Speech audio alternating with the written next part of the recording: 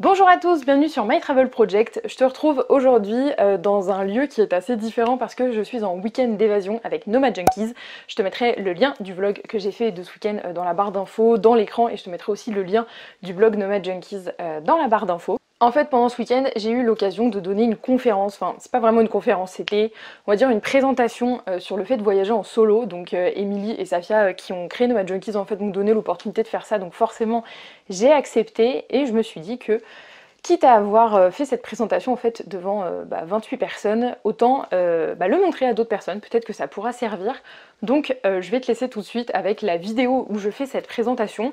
J'ai juste eu un problème, c'est que ma caméra n'a pas filmé jusqu'à la fin. Donc ma caméra n'a pas enregistré toute la présentation, mais mon dictaphone qui est juste là a bien enregistré ce que j'étais en train de dire. Donc si à un moment tu vois que l'image change complètement et que je te mets juste mon PowerPoint avec ma voix derrière, c'est totalement normal. Je suis désolée, mais j'avais plus de place sur ma carte SD, donc voilà. Et j'y ai pas pensé avant de filmer la présentation. Bon, en fait c'est pas trop grave parce que c'est vraiment la dernière slide où j'explique la dernière partie de la présentation où ma caméra a bugué et a donc arrêté de filmer, donc c'est vraiment pas la plus grosse partie. Je sais que c'est une présentation qui est quand même assez longue, donc va prendre un thé, va prendre un snack, fais quelque chose avant de la regarder. En tout cas j'espère que ça te plaira, n'hésite pas déjà à me dire en commentaire ce que t'en as pensé, si toi t'as déjà voyagé en solo, si t'as des questions d'ailleurs sur le voyage solo. Et donc je te laisse avec la présentation. Bon bonjour à tous, parce que je crois que j'ai pas dit bonjour à tout le monde. Donc moi c'est Sixtine. Si vous trouvez que j'ai un prénom bizarre et que mes parents ont vraiment déconné en me donnant ce prénom, on pourra s'en parler, parce que je sais qu'il y a beaucoup d'explications derrière. Donc aujourd'hui je vais vous parler de voyage en solo, parce que j'ai déjà voyagé plusieurs fois en solo, et je me suis dit que ça serait cool de vous en parler, mais avant ça j'aimerais quand même savoir en fait, vous en êtes avec le voyage solo, si vous en avez déjà fait, si ça vous tente vraiment pas, comme c'est jamais quelque chose que vous ferez, ou si vous avez voulu faire un voyage en solo, mais qu'au dernier moment vous vous êtes dit comme non, je vais pas faire ça. Du coup, qui a déjà fait un voyage en solo, déjà parti seul? Ok, ça va, je vous apprends rien, c'est bien. Est-ce qu'il y en a qui ont vraiment jamais voyagé, puis ça les tente vraiment pas? Voyager en solo, hein, je parle. On est bien aussi, ça c'est cool. Puis est-ce qu'il y en a qui sont un peu entre les deux, qui aimeraient voyager en solo, mais... Ah, on a quand même quelques personnes. Ok, c'est bon, je fais pas une présentation pour rien, c'est cool. Super. Donc moi d'abord, je vais vous parler de mon expérience, en fait, par rapport au voyage solo. En fait, j'ai pas commencé à voyager toute seule d'abord, j'ai commencé à vivre à l'étranger toute seule, donc j'étais partie sans amis, sans chum, voilà. Et ma première expérience, c'est peut-être pas hyper exotique pour vous, mais moi c'était le Canada. Voilà. C'était en 2014, je suis partie faire un échange universitaire à Ottawa pendant 1 an.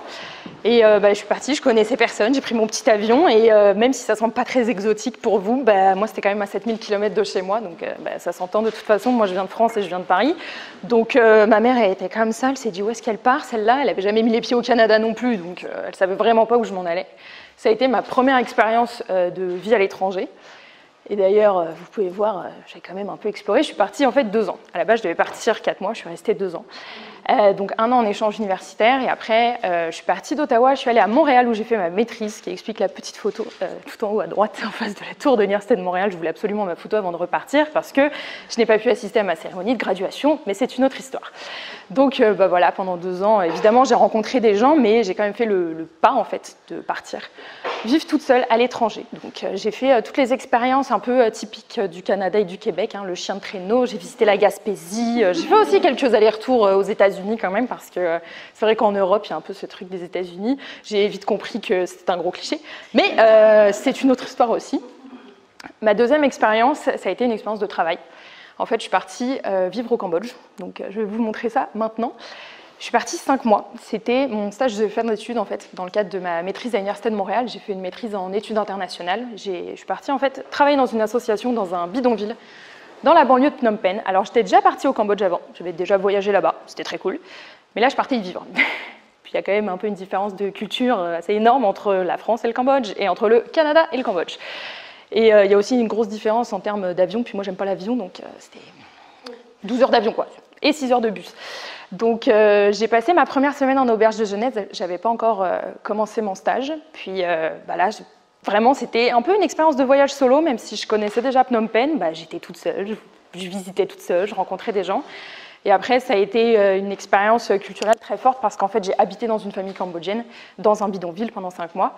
Donc, j'ai pas mal voyagé quand même au Cambodge, à peu près partout quand même. J'ai eu beaucoup de chance, il y a eu beaucoup de fêtes culturelles en fait à ce moment-là, donc beaucoup de jours fériés qui m'ont permis de voyager. J'ai aussi bien sûr rencontré des gens, donc j'ai pas fait de week-end toute seule à proprement parler, mais j'étais la petite française au sein d'une famille cambodgienne avec papa, maman et les 3 enfants.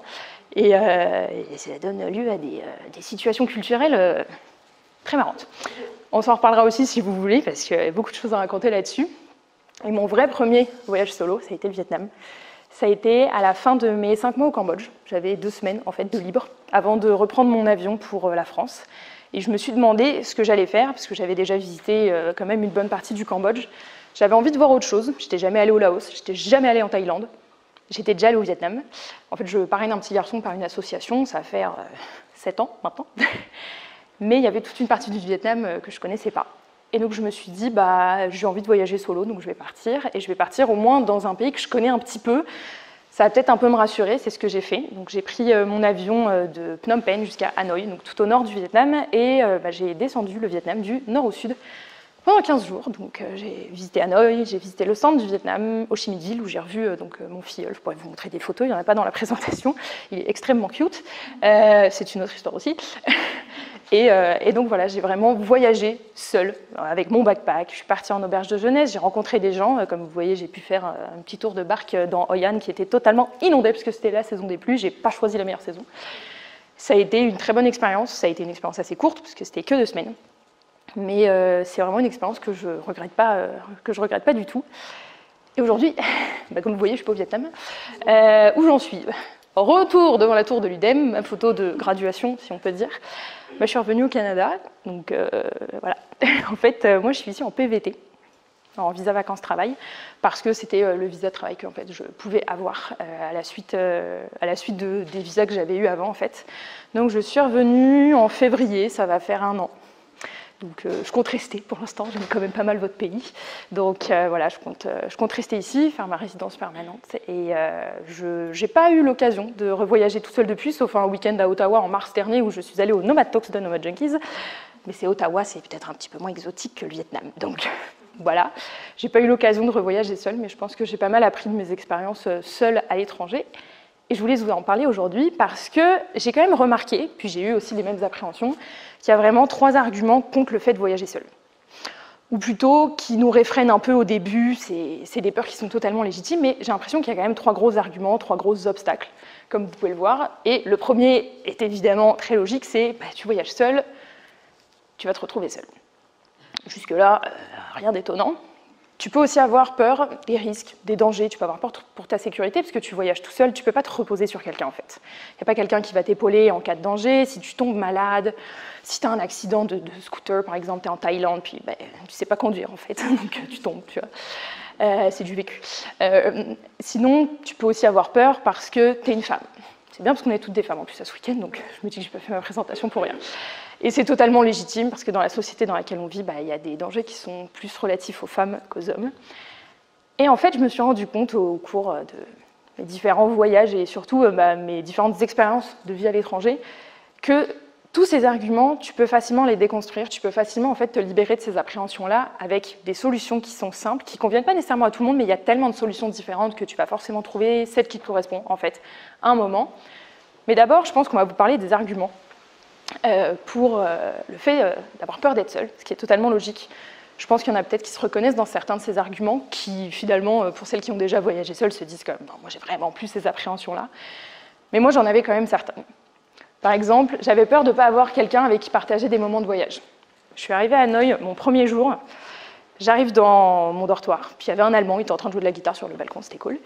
J'ai voulu lui dire bonjour, parce que c'était une règle que je m'étais donnée, c'était de dire bonjour à tous les gens qui étaient dans mon dortoir à chaque fois. Il s'est retourné, il m'a fait « hello », puis il n'avait pas envie de parler. Et là, tu te dis « ok, bon, en fait, je vais passer les 2 prochaines semaines seule, ça va être cool, qui va prendre des photos de moi, parce que ma mère, elle a envie d'avoir des photos de moi devant la citadelle de Hue ». Finalement, ça s'est très bien passé, ça a été ma seule mauvaise expérience de rencontre, enfin, mauvaise expérience plutôt négative de rencontre en voyage, ça a été ce petit Allemand qui avait vraiment pas envie de me parler. Mais c'était quand même une appréhension que j'avais. Évidemment, avec ça, j'ai eu peur de passer tout mon temps toute seule. Et il n'y a eu que 2 jours où j'ai été seule pendant tout mon voyage au Vietnam de 2 semaines. C'est quand j'étais à Da Nang. Il pleuvait, il n'y avait personne dans mon hostel, c'était horrible. Puis vraiment, j'avais envie de voir personne, j'étais fatiguée. Donc j'ai dormi pendant 2 jours. Après, j'étais repompée, je suis arrivée à Ho Chi Minh Ville et là, c'est bon, le voyage pouvait repartir. Tu peux avoir peur aussi de ne pas savoir te débrouiller par toi-même. Si tu n'as jamais vécu seul, si tu n'as jamais voyagé seul, si tu as toujours été avec tes parents, par exemple, c'est vrai que c'est plus compliqué. Ou juste si, parce que tu n'aimes pas en fait être seul à la base. Tu as déjà voyagé avec d'autres personnes, mais tu n'aimes pas être seul. Tu te dis, mais comment je vais faire? Je ne sais pas me débrouiller par moi-même. Moi, je ne suis pas vraiment douée en organisation, par exemple. Je ne sais pas trop comparer les prix des vols. Comment je vais faire s'il n'y a pas mon ami avec qui je pars d'habitude? Logique aussi. Tu peux avoir peur de t'ennuyer. Au bout d'un moment, tu n'as peut-être pas tant d'idées de ça, de ce que tu vas pouvoir faire dans telle ou telle ville. Puis quand tu es avec quelqu'un, on a des idées qui sont différentes. Forcément, c'est plus facile. Tu peux aussi avoir peur de faire les mauvais choix. Tu as envie de partir dans un pays, puis en fait, tu te rends compte que c'est la saison des pluies, puis à ce moment-là, en plus, il y a un ouragan ou quoi que ce soit. J'extrapole un peu, hein, mais en gros, c'est ça. Ou juste la peur de n'avoir personne à prévenir en cas de danger, personne qui va t'attendre à l'hôpital si justement tu es vraiment tombé de ton scooter parce que tu as décidé d'en louer un, mais que tu ne sais pas en faire, donc tu t'es retrouvé à l'hôpital parce que tu t'es arraché toute la moitié du bras. Voilà, il y a des arguments pour tout, mais il y a aussi beaucoup de solutions. Je ne vais pas toutes vous les citer parce que vraiment je pourrais faire une présentation de 2 heures là-dessus, mais j'ai eu envie de vous citer les solutions les plus simples, les plus évidentes selon moi maintenant. C'est notamment, par exemple, de faire du volontariat. Donc, comme le disait Milly dans sa présentation, il y a beaucoup de sites en fait, sur lesquels vous pouvez vous inscrire pour faire du volontariat, et c'est très rarement un volontariat où vous allez être seul. Donc, vous pouvez aller sur le site de Workaway, il y a Helpix, il y a Woofing. Il y a aussi des groupes Facebook où parfois il y a des hostels, par exemple, qui vont mettre des offres de volontariat, parce que les volontariats, ça se fait aussi dans des hostels. Moyennant quelques heures par jour de travail, tu peux très bien juste dormir et même manger parfois pour gratuit. Puis ça, c'est quand même cool quand tu es sur un budget et tu vas rencontrer d'autres personnes en même temps. Si tu as peur, vraiment, la première fois, c'est quelque chose qui est vraiment génial à faire. Et d'ailleurs, tu peux aussi juste te loger en hostel. Tu vas dans un dortoir de 4 personnes jusqu'à... Je pense que j'ai été dans des dortoirs jusqu'à 14 personnes.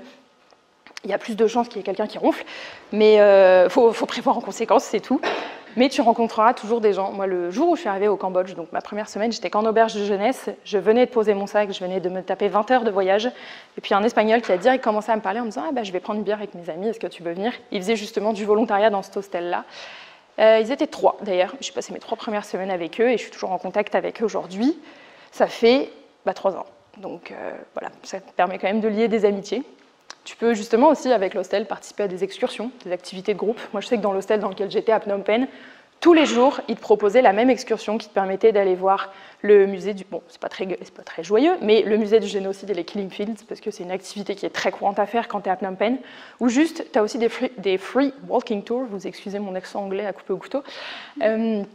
Tu vas dans certaines villes, puis on te demande en fait de te réunir sur la place principale à 10h du matin. Tu vas voir quelqu'un, souvent il a son petit drapeau ou son petit parapluie vert, puis c'est un free walking tour. Et puis là, tu vas faire le tour de la ville, il va y avoir d'autres personnes.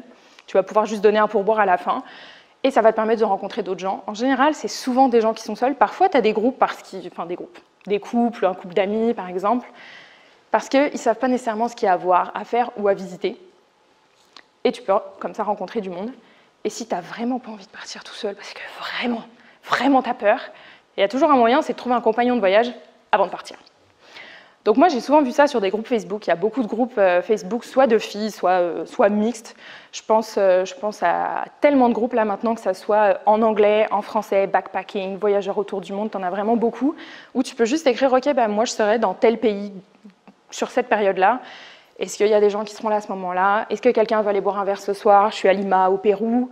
Il y a beaucoup de choses comme ça que tu peux faire qui vont te permettre de ne pas passer ta soirée seule ou même de ne pas passer ton voyage seul. Si tu vas sur le site du Routard aussi, tu as la bourse aux compagnons du Routard qui permet de trouver un compagnon de voyage en fait, avant de partir.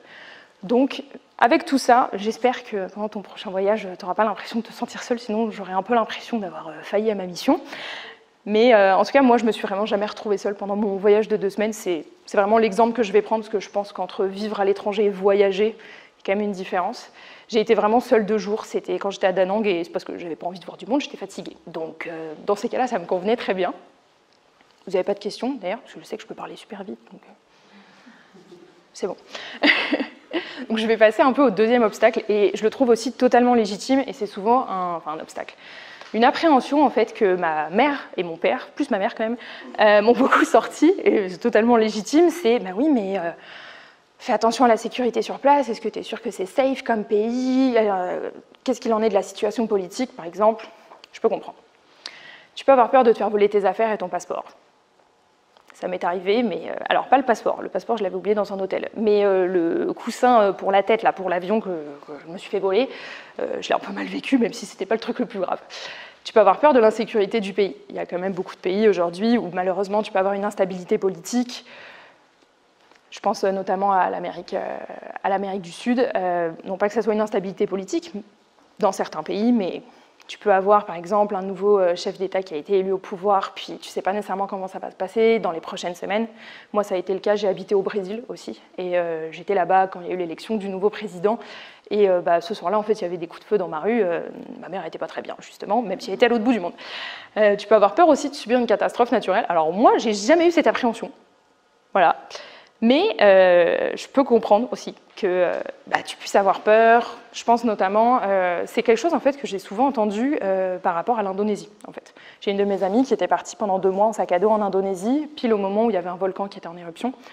Il y avait eu aussi un mini tsunami qui faisait qu'il y avait quand même un peu d'appréhension de la part des locaux puis de la part des voyageurs.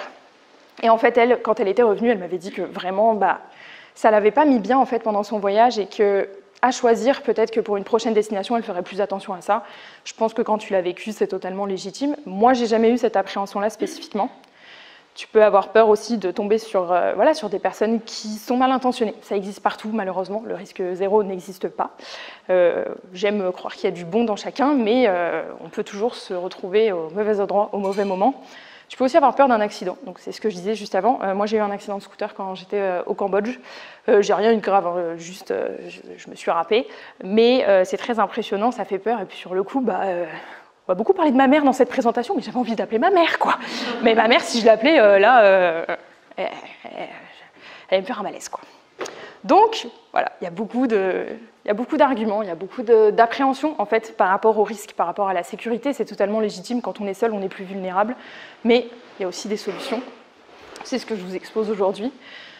Moi, le premier truc que je fais, c'est que je m'informe sur ma destination auprès de sources fiables. C'est-à-dire que le post Facebook d'hier à 23h30 sur un groupe de voyageurs, je vérifie la source quand même, parce que bon, voilà. Après, si ça se trouve, l'information est véridique. Mais je préfère quand même la vérifier parce qu'on sait très bien que sur Facebook ou même sur d'autres réseaux sociaux, tu peux toujours avoir plein d'informations qui circulent, puis il n'y en a aucune qui est vraie finalement. Donc moi, je me renseigne toujours sur ma destination. Donc moi, vu que je suis française, je vais souvent sur le site de France Diplomatie pour regarder par rapport à la sécurité. Tu peux aussi t'informer auprès d'autres voyageurs, mais je pense que c'est bien de s'informer auprès de plusieurs, pas juste auprès d'une seule personne. Tu peux, pour vous qui êtes pour la plupart québécoises, il y a aussi le site du gouvernement du Canada qui marche bien sûr comme le site français donc de France Diplomatie, qui permet d'avoir des informations sur la sécurité dans un pays, sur l'instabilité, sur les conseils en fait auprès des voyageurs. À partir du moment où tu as récolté quand même pas mal d'informations, puis tu as l'impression que tu en sais suffisamment sur le pays pour partir, eh bien maintenant il faut t'équiper. Tu sais à peu près quels sont les plus gros dangers. Par exemple, je vais prendre comme exemple là, le Brésil parce que j'y ai vécu pendant 1 an. Quand tu vas à Rio, tu sais qu'il faut faire attention au vol à l'arraché, donc on sait qu'on évite d'arriver avec ses grands talons hauts et puis son sac à main qui brille. Jusque-là, ça semble logique, mais pour cacher ton argent, comment tu vas faire? Est-ce que tu vas prendre une pochette secrète? Est-ce que tu vas décider de ne pas du tout venir avec de l'argent sur toi pour ton sel? Est-ce que tu veux risquer en fait de te faire voler ton sel, ou est-ce que tu vas prendre le vieux portable que tu avais au début du secondaire, puis tu mettras une carte SIM locale dedans? Il y a plein de choses en fait que tu peux prendre en compte. Pour moi, ça rentre dans le fait de s'équiper et d'investir pour sa sécurité. Je compte aussi dans le fait d'investir pour sa sécurité au niveau de tout ce qui est assurance, santé, assurance pour tes objets électroniques, si tu as peur de te les faire voler mais que tu as envie de te les faire rembourser au cas où. Je pense qu'il faut quand même prendre ça en compte. Donc je vous conseille vraiment de prendre une assurance voyage. Je ne dis pas qu'il faut plus en prendre une si tu voyages seul que si tu voyages avec quelqu'un, mais moi j'ai eu tendance à beaucoup plus décortiquer les petites lignes au fond du contrat d'assurance voyage quand j'étais toute seule, parce que justement je ne savais pas en fait si ça changeait quelque chose d'être toute seule, d'être avec quelqu'un par exemple. Et ça m'a beaucoup rassurée de savoir que s'il m'arrivait quelque chose, si je tombais malade, si je devais aller porter plainte pour un vol par exemple à l'arraché, eh bien j'avais mon assurance qui me couvrait. c'est quand même une sécurité en plus. Ça ne veut pas dire qu'il faut relâcher tous ses efforts et qu'il ne faut plus du tout être alerte, qui est le prochain conseil, mais c'est quand même une sécurité en plus. Justement, donc prochain conseil, c'est d'être réaliste et alerte. C'est-à-dire que, comme je disais, le risque zéro n'existe pas. Moi, en un an au Brésil, il ne m'est rien arrivé en termes de vol à l'arraché, de sécurité et tout ça. Après avoir vécu un an au Brésil, je suis partie voyager en sac à dos en Bolivie. J'étais à Potosí, j'ai rencontré 2 Allemandes qui faisaient le tour de l'Amérique du Sud pendant 6 mois. Elles avaient commencé par le Brésil. Elles sont arrivées à Rio. Le lendemain de leur arrivée, elles se sont fait braquer un revolver sur la tempe, on leur a tout volé. Donc, c'est aussi le fait d'être soit au bon endroit au bon moment, au mauvais endroit au mauvais moment, ou juste de regarder autour de soi, de voir ce qui se passe et d'essayer, sans pour autant devenir paranoïaque, d'analyser les situations et de pouvoir réagir en conséquence. Moi, je pense que j'étais peut-être un peu trop paranoïaque en arrivant au Brésil, mais peut-être que en fait, ça m'a servi dans certaines situations. De toute façon, je le saurais jamais. Maintenant, j'y habite plus, mais j'ai toujours essayé d'être alerte, c'est-à-dire de regarder autour de moi, de voir quelles situations pouvaient potentiellement arriver, et aussi, quand je parle d'être réaliste, c'est-à-dire de savoir quels sont les dangers spécifiques à l'endroit où l'on est. Pas juste au pays, mais à l'endroit. Parce que tu peux très bien être dans un pays, mais dans une région super safe, partir à 3 heures en bus, puis être dans une région qui est vraiment pas safe. Donc moi, je sais que par exemple, la ville où j'habitais au Brésil, qui était à 5 heures au sud de Sao Paulo, était très safe, mais pour autant, après minuit, il ne fallait pas que je rentre chez moi à pied toute seule, donc il fallait que je prenne un Uber. Voilà, pour moi, ça, c'est le fait d'être réaliste, le fait d'être alerte en voyage, le fait de ne pas se reposer en fait, sur ses acquis, sur ses lauriers, sur ce qu'on sait déjà. Et mon dernier conseil, ça va être de prévoir en cas d'urgence. Alors, je ne te dis pas de prévoir qu'il va y avoir un tsunami la prochaine fois que tu vas partir en Indonésie, je trouve ça un peu compliqué de prévoir. Moi, ça a plus été de toujours avoir sur moi photocopie de mes papiers, donc passeport, visa, assurance. Permis de conduire aussi, mais à la limite, je préférais perdre mon permis de conduire que mon passeport. De toujours avoir sur moi aussi une petite carte avec mon contact en cas d'urgence, écrit en français, anglais et à l'époque j'habitais au Brésil, donc portugais. Si vous parlez d'autres langues, faites-vous plaisir, ça fera un petit livre à la fin pour rechercher. Et je m'étais aussi inscrite, alors c'est un site français, mais je suis persuadée, et j'essaierai de vous le trouver, qu'il y a un équivalent canadien qui s'appelle Ariane.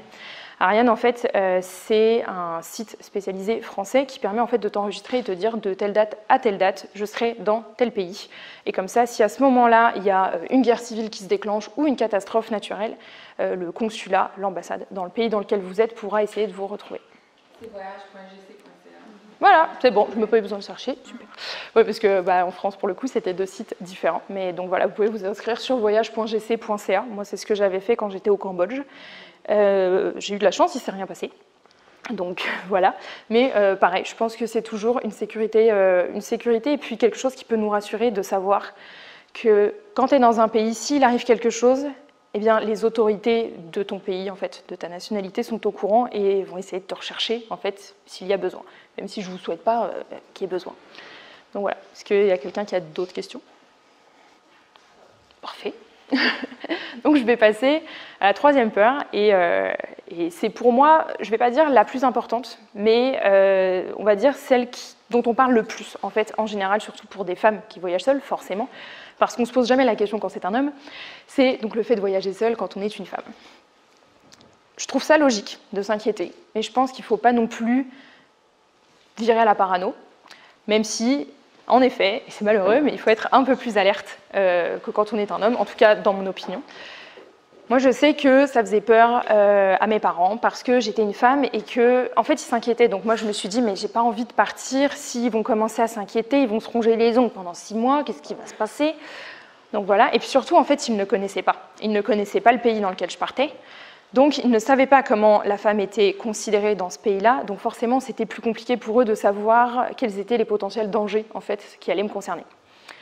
C'est pour ça aussi qu'ils ont eu peur, et moi aussi, c'est normal, d'avoir peur de faire face en fait, à des comportements déplacés, à des comportements sexistes, à des comportements en fait, qui sont juste insistants, qui nous mettent mal à l'aise, et c'est jamais confortable, on va se le dire, que ce soit au Québec, que ce soit en Europe, que ce soit n'importe où.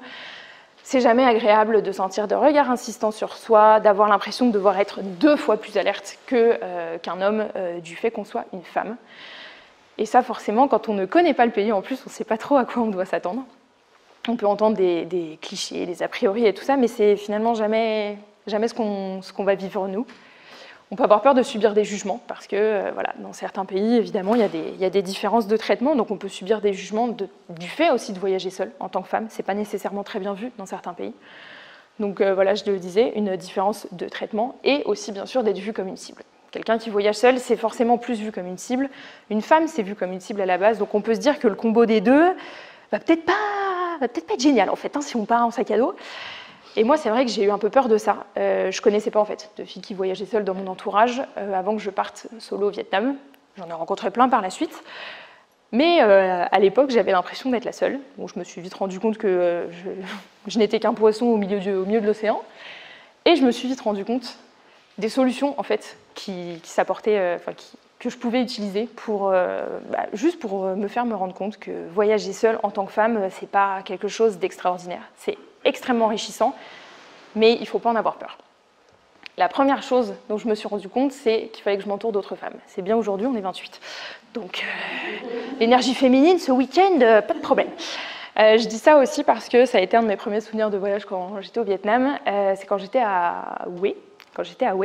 J'étais dans un dortoir mixte, mais dans la réception de mon hostel, j'ai rencontré, je pense qu'on était 6 ou 7, on était toutes de nationalités différentes, on n'était que des femmes, et on voyageait toutes seules.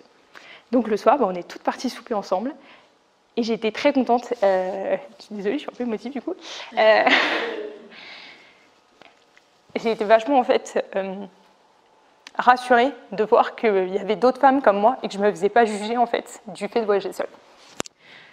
Vous pouvez aussi participer à des cours de self-défense, c'est bien parce que je crois qu'on en a un cet après-midi ou demain, je ne me souviens plus, excuse-moi, je me souviens plus trop du programme. J'en ai jamais fait en plus. Alors là, pour le coup, je donne ma solution, mais c'est bien parce que je ne le fais pas, donc faites ce que je dis, pas ce que je fais. Quelque chose que j'ai fait aussi avec mes parents, surtout quand je suis partie au Brésil, c'est que j'ai voulu déconstruire en fait leurs a priori, parce que le Brésil, on en entend parler, force et à foison. Ma mère avait extrêmement peur, elle ne savait pas où je partais, donc juste pour l'information, je suis partie dans une ville qui s'appelle Curitiba, qui est à 5 heures au sud de Sao Paulo. C'est petit pour le Brésil, hein, mais c'est quand même 2 millions d'habitants, donc voilà. Mais ils ne connaissaient pas les vols à l'arraché, les armes à feu, les favelas, bon, je vous passe tous les clichés. J'ai voulu leur déconstruire ces a priori, alors que même moi, en fait, je ne savais pas à quoi m'attendre, parce que je n'étais pas encore partie. Et que j'ai commencé à sortir des statistiques, comme quoi Curitiba était la 7e ville la plus sécuritaire du Brésil. Enfin, j'ai tout sorti. Ma mère était un peu rassurée à la fin. Bon, ça restait le Brésil, hein, donc il ne fallait pas trop lui en demander. Mais elle s'est dit, ok, bon, elle part au Brésil, c'est la 7e ville la plus sécuritaire. Curitiba, c'est pas Rio, c'est pas les favelas. Bon. Pour elle, ça lui suffisait pour l'instant. Et puis après, au fur et à mesure, quand j'étais sur place, j'ai pu la rassurer aussi. J'ai pu lui faire se rendre compte que favela ne veut pas obligatoirement dire guerre des gangs et tout ce qui s'ensuit. Et enfin, je me suis aussi renseignée sur les dangers qui étaient spécifiquement féminins à ma destination. Je vais encore vous parler du Brésil, mais au Brésil, le machisme est très présent, d'autant plus dans la région dans laquelle j'habitais, c'est-à-dire au sud du Brésil. Donc je savais, même si j'avais déjà eu affaire à des cas de machisme, je savais en fait à quoi m'attendre, donc je n'ai pas été surprise, et surprise dans le mauvais terme, parce que j'ai su, s'il y a eu besoin, réagir dans cette situation. Donc je pense que c'est très important en fait de se renseigner sur les dangers, entre gros guillemets, spécifiquement féminins, c'est-à-dire est-ce qu'il y a du machisme, comment est-ce que je dois m'habiller, est-ce que les hommes vont... Désolée de parler des hommes, hein, on ne va pas tous les mettre dans le même paquet, les pauvres, mais bon, voilà. Est-ce que les hommes vont avoir des regards insistants sur moi? Quels sont les us et coutumes en fait par rapport à la position de la femme dans la société, enfin dans le pays en fait dans lequel je vais aller? Je trouve ça très important aussi, déjà pour vous protéger vous, mais aussi pour respecter la culture sur place. On sait par exemple que dans certains pays, il faut avoir par exemple les genoux couverts ou il faut porter le voile. Je trouve ça important de respecter aussi ces us et coutumes-là, parce que ça va aussi pas vous respecter vous, mais vous protéger vous, en montrant que vous respectez la culture du pays. Donc ça, c'est vraiment mes solutions pour avoir un peu moins peur en fait, de voyager en tant que femme, même s'il y en a un que je n'ai pas suivi et que je suivrai cet après-midi. Voilà. Toujours pas de questions? Trop bien. Pour finir, je vais juste vous parler des bienfaits du voyage solo que moi j'ai remarqué en fait après avoir voyagé et vécu à l'étranger. Je pense que la plupart quand même, ça doit vous dire quelque chose, mais moi ça m'a vraiment boosté ma confiance en soi parce que quand j'ai pris mon avion pour rentrer en France après avoir fait mes 2 semaines de voyage en sac à dos au Vietnam et mes 5 mois au Cambodge. Je me suis dit, mais tu l'as fait quand même quoi. T'as pris ton sac à dos, t'es partie toute seule, t'as fait ton petit bonhomme de chemin, il m'est rien arrivé, donc c'était cool. Mais même s'il m'était arrivé quelque chose, j'aurais pu réagir en conséquence et j'étais fière de moi. En fait, ça m'a donné un sentiment de fierté et de me dire, tu l'as fait toute seule et juste pour ça, tu peux être fière de ce que tu as accompli. Ça a développé ma sociabilité, sauf avec le petit Allemand à Hanoï qui n'a pas voulu de moi. Mais j'ai quand même rencontré 2 Hollandais. Au bout de 5 jours de voyage à peu près, j'ai passé les 10 jours d'après avec eux. Et pareil, je leur parle encore. Comme quand j'ai rencontré 3 Espagnols dans mon auberge de jeunesse au Cambodge, la première semaine. Je leur parle encore, ça fait 3 ans. Et je trouve ça très cool, ça a développé, en plus de ma sociabilité, ma capacité à me faire des amis dans d'autres langues. Bon, l'espagnol, c'est quand même pas toujours ça, mais l'anglais, c'est bon, il n'y a pas de problème. Ça a permis de mieux me connaître, ce que j'aimais, ce que j'aimais pas. Moi, par exemple, les sports extrêmes, c'est pas possible. Voilà. Et ça, en fait, je savais pas nécessairement, et j'avais l'impression de devoir prouver, en fait, aux autres personnes que je rencontrais quand j'étais en voyage, que je devais absolument faire toutes les activités qu'ils avaient envie de faire aussi, mais en fait, moi, je profitais pas de mon voyage. Donc voilà, ça c'était un exemple parmi d'autres, mais je me suis rendu compte que moi, les sports extrêmes, non, moi, je veux bien, petite routine, le petit musée, voilà. Je me suis rendu compte que en fait, ça m'a aidé à me sentir bien seule. Alors moi, je sais que je suis quelqu'un qui n'a pas de problème avec la solitude, mais je peux comprendre que c'est un problème pour certaines personnes. Mais le fait de se sentir bien avec soi-même, ça va te permettre de mieux te connaître et de te sentir bien avec les autres. C'est d'ailleurs, bon, je passe à mon dernier point, mais c'est pas très grave. En fait, finalement, le meilleur compagnon de voyage que tu peux avoir, c'est toi-même. Parce que finalement, toi-même, c'est toi et toi-même. Donc tu vas forcément prendre les meilleures décisions, parce que c'est les décisions que tu as envie de prendre. Tu vas aller dans les hostels que tu as envie, tu vas suivre ton instinct. Tu ne peux pas prendre de mauvaises décisions avec toi-même parce que tu vas toujours être en accord avec vraiment tes tripes. Et je pense que ça, c'est le plus important. Et à partir du moment où tu es bien avec toi-même en voyage seul, eh bien, c'est tellement plus facile. C'est tellement plus facile de voyager avec les autres. Après, tu peux décider de ne voyager que seul. Voilà. Mais moi, je me suis rendu compte que je m'étais vraiment beaucoup plus connue en voyage et que c'était beaucoup plus facile maintenant de voyager avec les autres parce que je savais ce que je voulais et ce que je ne voulais pas. Tu améliores aussi ton sens pratique x10 quand tu refais ton backpack tout le temps, que tu vis sur un petit lit en dortoir, que littéralement tu as un casier qui est à peu près grand comme ton sac à dos quand tu étais à l'école primaire. Voilà, le sens pratique, tu le boostes, quoi. C'est pareil quand tu voyages avec quelqu'un d'autre, bien sûr, mais je trouve que quand tu es vraiment tout seul, tu ne peux pas te reposer sur quelqu'un d'autre en disant « tu peux m'aider à fermer mon backpack, ça ne ferme plus ». Non, tu es tout seul. Va falloir que tu le fasses tout seul. Et ça te permet enfin d'oser tester ce que tu n'avais jamais osé tester. Parce que quand tu pars en voyage pour la première fois puis que tu es seul, c'est un nouveau pays, c'est une nouvelle culture, c'est des gens que tu ne connais pas, finalement tu peux être qui tu veux. Je te conseille quand même d'être toi-même, là, mais finalement tu es quand même qui tu veux. Et puis s'il y a quelque chose que tu n'as jamais osé faire, tu peux le faire parce qu'il n'y a personne qui va te juger. De toute façon, personne ne te connaît. Puis même s'ils ont envie de te juger, dans 2 jours, ils vont être partis dans une autre auberge de jeunesse à 3 heures de là. Tu t'en fous, tu peux vraiment faire ce que tu veux. Et je pense que c'est vraiment quelque chose que tu ferais peut-être plus en voyageant seul qu'en voyageant avec quelqu'un, parce que justement, tu as le jugement de personne, tu as le regard de personne, ou au pire, le regard de quelqu'un. Mais qu'est-ce que tu t'en fous? Donc voilà, pour moi, ça a été les bienfaits que j'ai trouvés au voyage solo. Pour l'instant, je voyage plus seule. Je suis vraiment pas fermée à l'idée de revoyager seule un jour. Je pense que ça apprend beaucoup de choses et je pense que toute personne devrait faire un voyage solo dans sa vie ou juste un week-end solo. Tu n'es pas obligé de commencer par la grosse affaire où tu pars comme 3 mois en Asie avec un backpack de 30 litres. On s'entend, hein, on peut commencer soft. Hein. Tu peux commencer par un petit week-end, comme mon petit week-end à Ottawa en mars. Donc voilà, c'était mon avis sur le voyage solo. Mais maintenant, j'aimerais savoir quel est votre prochain voyage solo. S'il y en a qui ont prévu déjà des voyages solo. Donc voilà, c'est tout pour cette vidéo. J'espère que cette présentation filmée pendant le week-end d'évasion de Nomad Junkies t'aura plu. N'hésite pas à me dire en commentaire si t'aimes ce genre de format, si t'as bien aimé en fait pouvoir quand même regarder cette présentation par vidéo à défaut d'avoir été là en présentiel. Bien sûr, vu que j'ai parlé de voyage solo dans cette présentation, n'hésite pas à me mettre un commentaire si t'as une question, si t'as un commentaire à faire par rapport au fait de voyager seul. J'espère que ça t'aura plu et nous on se retrouve bientôt dans une prochaine vidéo. Ciao!